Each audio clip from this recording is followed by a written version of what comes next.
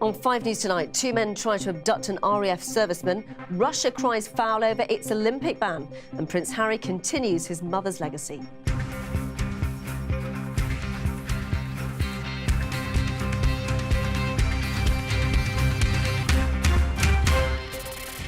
Police say the serviceman was threatened with a knife at RAF Marham in Norfolk. They say they're not ruling out terrorism and they're stepping up security at military bases. Russia's ban from the Rio Games for doping is upheld. The country's officials say it's a crime against sport. But Usain Bolt tells us he backs the ban. This will scare a lot of people or send a strong message to let you know that the sport is serious. We want to clean the sports up. And Prince Harry and Sir Elton John join forces to raise awareness of HIV. What I believe is that we cannot beat HIV without giving young people in every country the voice that they deserve. Also tonight, why we should all now take vitamin D every day over winter. Public health officials say we're not getting enough sun. We'll be discussing the new recommendations. And as Sam Allardyce looks set to become England manager, I speak to the man who helped write his autobiography. Welcome to 5 News Tonight. I'm Danny Sinha. A manhunt is underway after 2 men attempted to abduct a serviceman at an RAF base in Norfolk. The victim, who wasn't in uniform at the time, was jogging when he was approached by the pair. Well, he fought one of them off before running away from the other, who was armed with a knife. Searches are continuing in the Marham area for the 2 men, who are thought to be of Middle Eastern origin. The motivation for the attack remains unclear, but detectives say they're not ruling out terrorism. Dominic Reynolds reports. Civilian police out in force on a military base. RAF Marham is home to hundreds of service personnel. Yesterday, one managed to escape what police say could have been an abduction motivated by terror. A serviceman was jogging down this road outside the base when it's alleged a man emerged from a parked car and tried to drag him into it. The first suspect allegedly shouted at him and had made an attempt to grab him. The victim successfully fought him off, causing the suspect to fall to the ground. The second male approached the victim but noticed his accomplice on the ground, so went to assist him. The second male was armed with a knife. That knife has not been located. The descriptions police have issued are detailed. The first suspect is thought to be between 20 and 30 years old, 6 feet tall and of a stocky build and a well-groomed beard. The second man is thought to be younger and of a slimmer build than the first. He's clean-shaven with short dark hair. Both were described as looking Middle Eastern. We know that military personnel are targets for terrorists. In April, Junaid Khan from Luton was found guilty of planning an attack at RAF Lakenheath in Suffolk. It's thought he intended to stage a car crash and then attack servicemen. And it's now 3 years since Fusilier Lee Rigby was killed on the streets of South London by Michael Adebowale and Michael Adebolajo. The base was hosting families and friends today, a summer party which now has a different atmosphere. I think it's really scary because I thought we was really safe here being near the camp, but it just shows you know, anything can happen anywhere really. I just think it's so sad that something like that should happen, especially the day before there's a big event on. RAF police were out to reassure families this afternoon, but a major investigation is now underway to find out who attempted this abduction and perhaps more importantly, why. Dominic Reynolds, 5 News. Well, let's speak to Dr. David Lough, who's a security expert from Liverpool's John Moores University. Good evening, Dr. Lough. We still don't have a motive for this attack, do we? But they're not ruling out terrorism. No, and I think it's understandable. You look at the type of attack, it's very similar attacks we've seen. There's one in France with a police officer a few months ago, and we can go back to the Al-Adnani's fatwa from Islamic State, where we saw similar events in the likes of Canada a couple of years ago. And of course, as Dominic's report mentioned there, with the killing of Lee Rigby. So it is understandable that is one potential, and I stress one potential motive for this attack. Procedures for soldiers, as you mentioned there, have changed, though, after Lee Rigby was murdered outside his own barracks in London. Then they don't tend to wear their uniform. Now, this guy, as we understood, was obviously not in his uniform. But do you think there needs to be more security? Does it need to be stepped up? And if so, how? Well, it's still very tight at the military bases. I was at Shrivenham a few months ago, and understandably it was very tight. But it's the area once you leave the camp, you know, because service personnel and their families have to live a normal life outside the camp. But I think it's that extra vigilance, just being slightly more aware of situations that could happen around you. And I think that's the best way forward, because security is very tight around the country, certainly at military bases. And that's the thing, isn't it? Because it's really difficult to know when these incidents happen. And we must stress again, we don't know if this is a terror-related attack. But how difficult is it for intelligence services to keep track of perpetrators?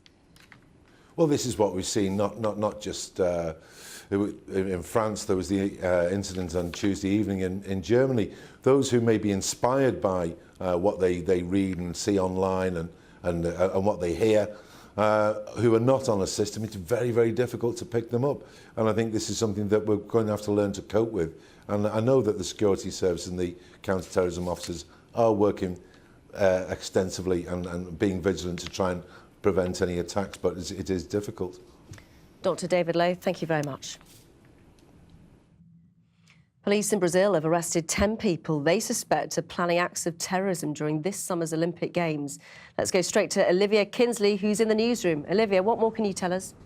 So we know that these people were arrested in 9 separate states. They are all Brazilian nationals, and they're all members of a group, an online group called Sharia Defenders. Now, that group is not thought to be part of so-called Islamic State, but it's understood that a number of members of that group had expressed support for IS. Now, security had already been stepped up in Brazil, a response to recent attacks in France and also in Florida. These people were picked up discussing those attacks online, praising them, and also talking about buying AK-47 rifles themselves, and also talking about the number of foreign nationals who would be attending the Games in Rio. Some 500,000 people are expected to head over to Brazil next month to watch the Games. With that in mind, it will remain a major target.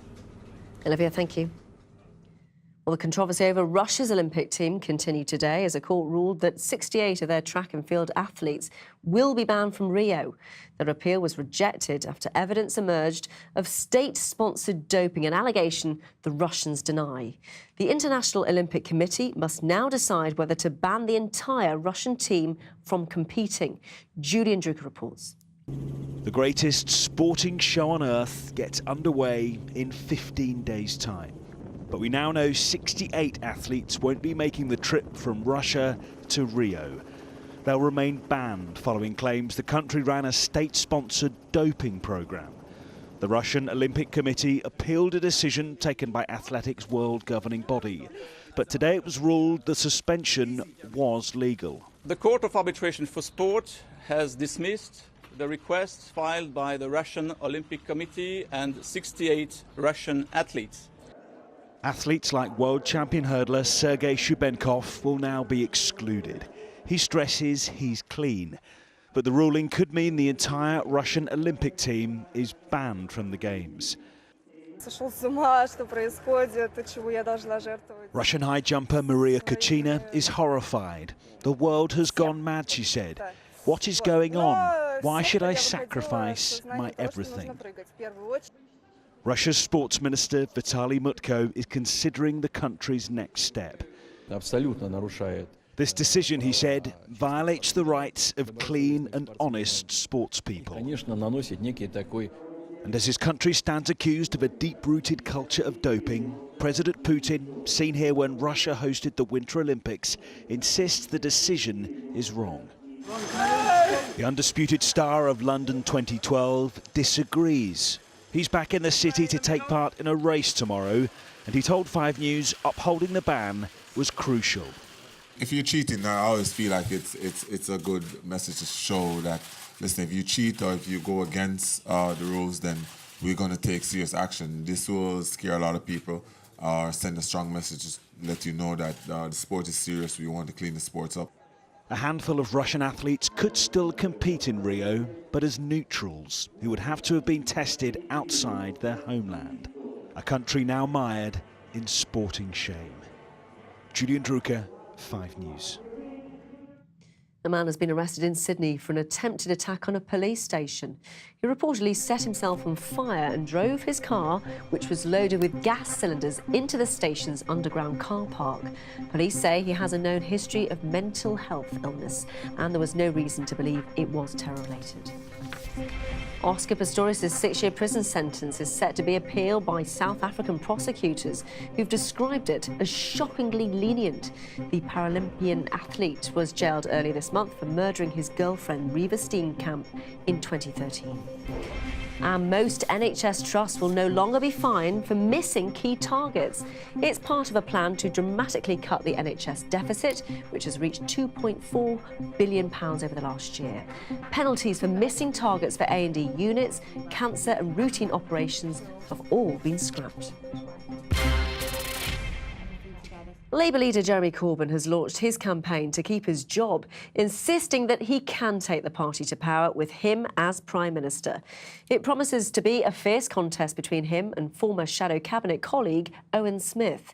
Mr Corbyn told our political editor Andy Bell that MPs opposing him should think about their responsibilities to the party. He was accompanied by just 2 MPs, but that's kind of the point. Jeremy Corbyn is fighting for his leadership because the Labour Party in Parliament has overwhelmingly decided he can't win. He thinks differently. Listen, this party is going places. This party is strong. This party is capable of winning a general election. And if I'm leader of the party, I will be that Prime Minister. In just the last 48 hours, more than 180,000 people have paid £25 to have a vote in this leadership election.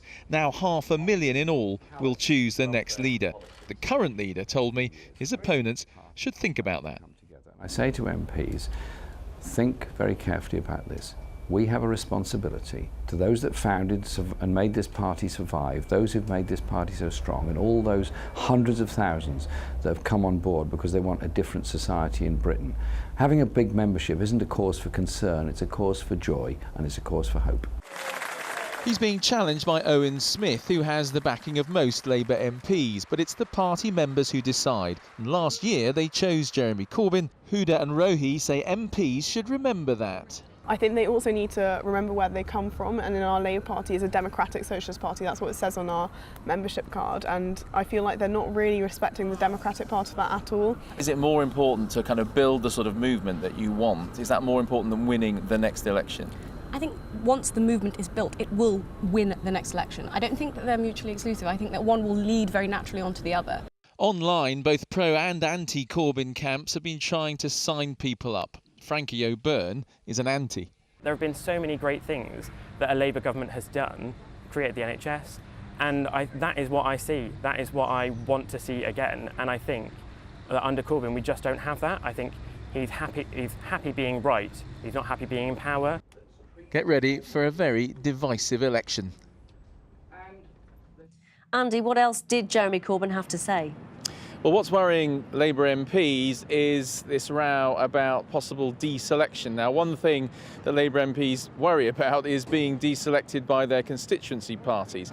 Today, Jeremy Corbyn said because there's going to be a boundary review of a lot of constituencies, that's been ordered by the government, he said as a result of that there would be an open selection process for MPs. Now, afterwards, his team said to me, look, he's just stating the obvious, this is the way the system would work, and you shouldn't read any more into it. All I can say is others are reading more into it.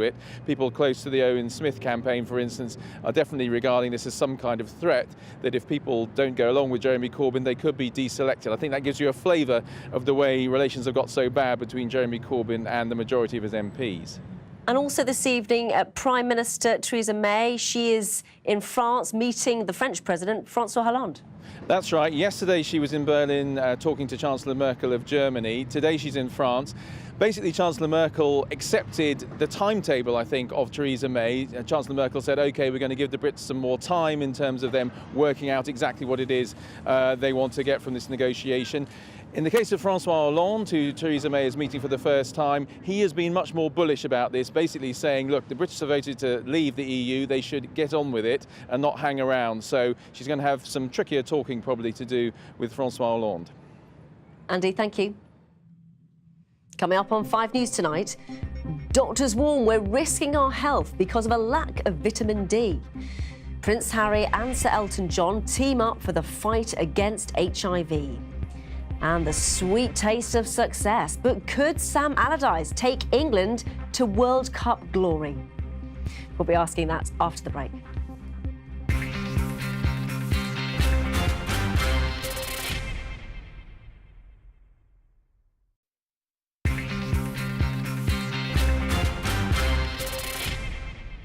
Welcome back. You're watching 5 News Tonight.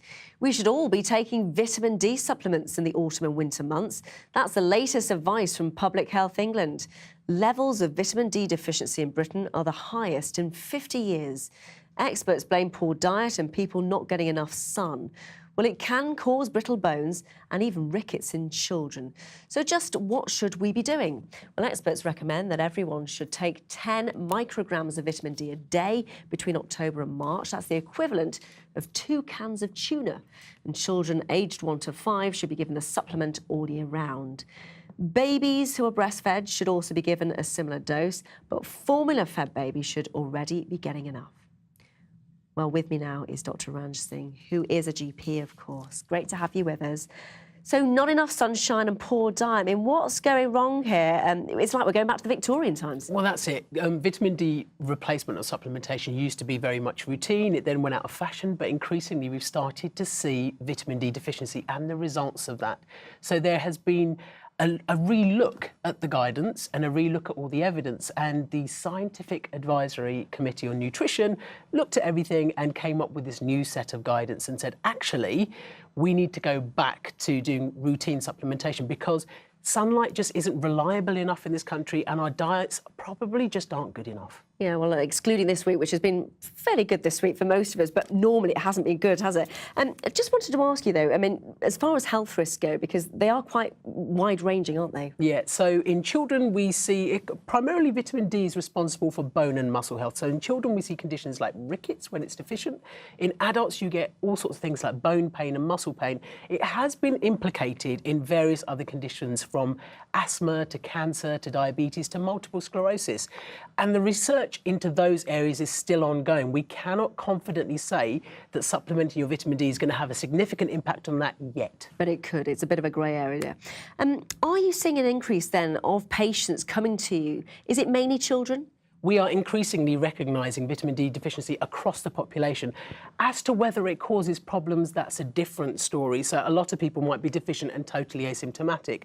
What we do know is that this low-level supplementation that is recommended across the board is unlikely to do any harm. And actually, there are certain groups that should definitely still make sure that they get replacement all year round, and you mentioned them, children under the age of 5, any at-risk group, so pregnant women should have it out of those autumn months if they get pregnant out of that, or anyone that covers up a lot or doesn't have enough skin exposure. And the thing to remember, these supplements aren't that expensive, are they? They're not, and actually they are free on the Healthy Start programme for certain families. So if you are looking to supplement your children, look up Healthy Start and you should be able to get them for free. Even better. Thank you very much, Dr. Ranj Singh. Thank you.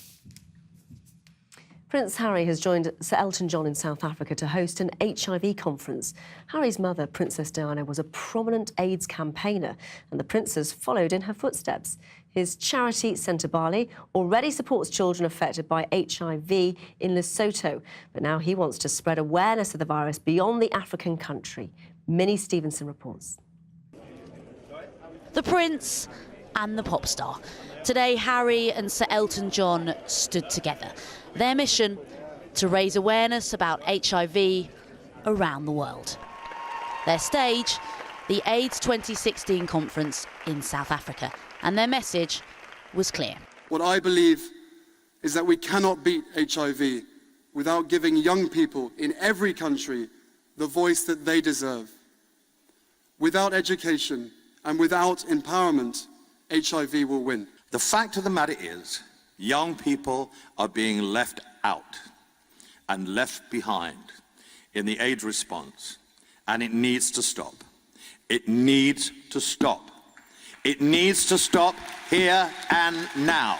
How am I feeling? Yeah, nervous. Just last week, Prince Harry began his own very personal campaign to raise awareness by being publicly tested for HIV. It's thought over 100,000 people currently live with the condition in the UK. 17% of those are not even aware they have the infection. Harry's campaigning is, of course, reminiscent of his mum, Princess Diana's own charity work in the 80s. When she famously shook hands with AIDS patients, Diana wanted to break down the stigma surrounding HIV. And today, Harry proudly said she did. When my mother held the hand of a man dying of AIDS in an East London hospital, no one would have imagined that just over a quarter of a century later, treatment would exist that could see HIV-positive people live full, healthy, loving lives. As they left, royalty and pop royalty wrote messages, words they hope the world will see and hear. Minnie Stevenson, 5 News. Sam Allardyce is expected to be named as the man charged with picking up the pieces for England's footballers after their disappointing performance at Euro 2016. FA chairman Greg Dykes says he believes the right candidate has been chosen. So what makes Big Sam the man for the job? Warren Nettleford has been finding out. Turning into the Sunderland training ground this morning, Sam Allardyce gave journalists a thumbs up. And it seems he's received a similar sign from the FA. When he signs his next contract, he'll be fulfilling a lifelong ambition in becoming the new England manager. England's humiliation to the hands of lowly Iceland was a step too far. It will now be his job to turn a team of serial underachievers into winners. Oh, clearly the three-man group are convinced he's the right man, and I go along with that, yes. As a player, Sam Allardyce made his name as a no-nonsense defender in the lower leagues. As a manager, he achieved success at Bolton Wanderers, establishing the club in the Premier League, attracting big players and qualifying for Europe. He hasn't won many trophies, though. This triumph came with Notts County, winning Division 2. Football pundits hope that Big Sam could be England's answer. We've looked around to see who's best available as an Englishman to come in, and there's nobody more equipped than Sam. The one thing he will do is deal head-to-head with all the players, tell them what he expects of them. If they don't deliver, they'll be out. There won't be any excuses, won't be saying, oh, well, he's going to come good in a couple of games' time. Sam isn't like that. Last season, Allardyce guided Sunderland to survival in the Premier League when it seemed almost certain they'd be relegated. He relied on team spirit and organisation to achieve success. For a footballing country that has repeatedly grabbed defeat from the jaws of victory, the FA are now betting on Big Sam to use his skills to bring big success with these players. Warren Nettleford, 5 News.